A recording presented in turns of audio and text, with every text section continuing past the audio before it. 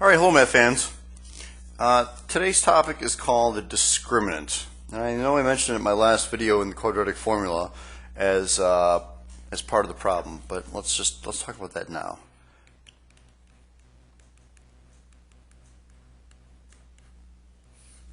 Okay, so kind of like the basic of this the discriminant. If you think about it, just if you want to discriminate between something, you're actually choosing one thing or another. You're trying to identify what you're going to choose. Okay, so this is what the discriminant is. Really easy. Just write this down. The discriminant is b squared minus 4ac. That's all it is. Okay, there's no square root. That's a huge thing, guys. Some people like to take the square root. There's no square root. It's b squared minus 4ac.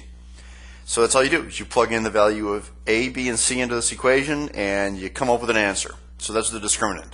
Now there are three possibilities for a discriminant. Okay, first of all, so here there are three outcomes. Okay, the first outcome is going to be greater than 0.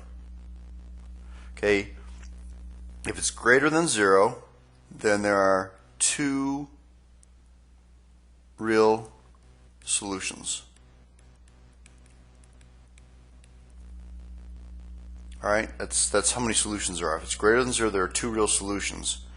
If this is the second outcome. If it's equal to 0, there's one real solution. And the third outcome is if it's less than 0, there are 0 real solutions. It's really easy, really easy. Now, where did this even come from? How do we know? Why is it greater than 0 equals 0, less than 0? Why are there different outcomes? Well, guys, if you think about it, this is the quadratic formula. X equals opposite of b plus or minus the square root of b squared minus 4 times ac all over 2 times a. Right? There's the b squared minus 4ac right here. So in the quadratic formula, it's under the square root. So if you think about it, without even putting too many numbers in here, if I said the answer came out to be 5 plus or minus the square root of 4 over 2. Okay? Don't you guys agree? I'm going to say, oh, that's 5 plus 2 over 2 and 5 minus 2 over 2, right? And this number is greater than 0. So I'm going to have two answers. I'm going to have 7 halves and 3 halves. So I have two answers for that. Let's say that answer came out to be 0. Let's say under the radical came out to be 0. So 5 plus or minus the square root of 0 over 2. Well, don't you guys agree that 5 plus 0 is the same thing as 5 minus 0? So I'm going to get 5 halves no matter what I do. That's why there's only one answer here, and that's why when it's equal to 0, you only have one answer. And then my last outcome, number 3, is if it's less than 0. So if I had 5 plus or minus the square root of negative 4 over 2. Remember what I told you when you're doing the quadratic formula. If you get a negative underneath there, you can't get a negative, right? It's impossible to solve that. So you're going to say no solution, or 0 real solutions. All right, that's where the three different outcomes come from with the quadratic formula. So let's just do a couple examples. It's really pretty easy. The main thing here again is you have to make sure you set it equal to 0. So if I give you 2x squared minus 3x minus 6. We'll say equals 6. We'll make that a little challenging. So the first thing you're going to do is it's got to be equal to 0, guys. It's huge. So it's 2x squared. So we're going to subtract 6 from both sides. So 2x squared minus 3x minus 6 equals 0. And then you say, oh, okay, a is 2, b is negative 3, c is negative 6. So remember, it's b squared minus 4ac. So we're going to plug that in. So it's negative 3 squared minus 4 times 2 times negative 6. Okay, again, you can put that all in your calculator. If you didn't, if you get 9 Negative 4 times 2 is negative 8, times negative 6 is plus 48. So 9 plus 48 is 57. This is the discriminant. And because it's greater than 0, you're going to say it's 2 real solutions. So those are they're going to be 2 blanks, guys. It's going to say what's the discriminant and the number of solutions. 2 blanks. And the discriminant, you're going to write 57. And the number of solutions, you're going to write 2. It's that easy. Okay, it's very, very, very simple. Okay, so let's try another one here.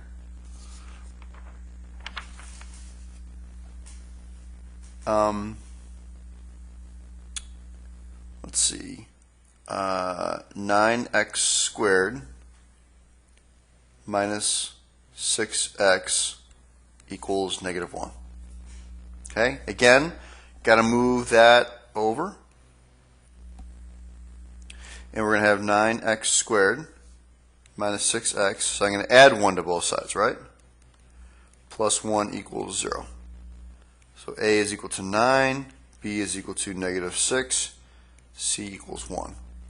So we're going to do negative 6 squared. And again, make sure you put that in parentheses, otherwise you're going to get negative 36. So B squared minus 4 times 9 times 1. So we get 36 minus 36 equals 0. So the discriminant, again, you're going to have 2 answer blanks. Discriminant and number of solutions. So discriminant is 0. The number of solutions is 1. There's 1 real solution. Okay. And let's try another one here. 3x squared equals negative 5x minus 8. Okay, so let's add 5x to both sides and add 8 to both sides. Move things over. 3x squared plus 5x plus 8 equals 0. So A is 3, B is 5, and C is 8. So it's B squared, 5 squared, minus 4 times 3 times 8. So you get 25 minus 96. And 25 minus 96 is negative 71. Okay, so you will put for your discriminants negative 71, and the number of solutions is 0. Actually, it's 0 number of real solutions, right? Number of real, oops, there we go, number of real solutions. Okay, so that's what discriminant is, guys. It's really easy. That is actually, it's helpful to determine the number of solutions you're going to have for a problem. You know, is there any solution to it? Is there only one solution, or is there 2 solutions? Okay. Okay. So how is this even used? I mean, why do we even care the number of solutions? Well, this is the deal. If you guys remember, y equals 2x plus 3. If I want to find an x-intercept and a y-intercept, don't you, for an x-intercept you set y equal to 0, and for an x-intercept you set x equal to 0. So if you think about this, if I set y equal to 0, I'm going to get 0 equals 2x plus 3. Okay, so this is the one we're really looking for. We're looking for the x-intercepts here, because you're saying, hey, where is y equal to 0? So in this case here, I would subtract 3 from both sides. I get 2x equals negative 3, divide both sides by 2, x equals negative 3 halves. Okay, so that's an answer for just a normal problem that we've done in the past. But if I give you a problem like 2x squared minus x minus 1 equals 0, and I ask you to find, and actually, instead of saying equals 0, this is what I'm going to do. I'm going to say, hey, this is my equation. Y equals 2x squared minus x minus 1. I want you to find the x-intercepts. Okay, back in the day you've been like, oh man, what do I need to do here? Well, before I even actually for this homework tonight, I'm asking you to find the number of x-intercepts. So we're going to get into it later. We're going to actually find the x-intercepts. But if I ask you to find the number of x-intercepts, find the number of x-intercepts. That's where cross is. Because do you guys remember when we graph these things, problems look like this and they look like this, right? Or they look like this. All right. What we're trying to do is, if I set it equal to 0, I can tell how many intercepts there are. So we can do this problem real quickly. We do b squared minus 4ac. So negative 1 squared minus 4 times 2 times negative 1. So it's 1 plus 8 is 9. So there are 2 real solutions. What that means is it's crossing the x-axis in 2 locations. Because then we set y equal to 0 to find the x-intercepts. So it's crossing in 2 locations. All right, that's really what an x-intercept is. So let me talk a little bit more about this. If I have a graph like this, what is the discriminant going to be? Well, isn't the discriminant going to be greater than 0? Because you have 2 solutions. One here. Remember, solution is really an x-intercept. Okay, it's when you set y equal to 0. So solution is an x-intercept. So that's discriminant is greater than 0.